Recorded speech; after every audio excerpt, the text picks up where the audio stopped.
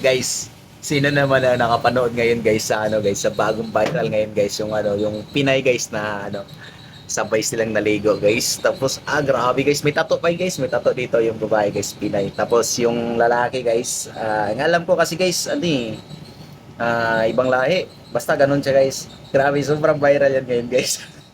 Bakit kasi? Bakit kasi puro Pinay na lang ang involved sa viral ngayon, no? Parang walang mga Pinoy, no? Walang mga lalaking Pinoy.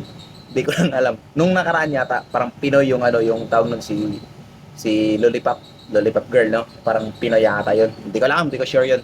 Pero ito talaga si ano guys, yung sabay silang naligo si ano guys, si Pinay guys. Grabe talaga guys.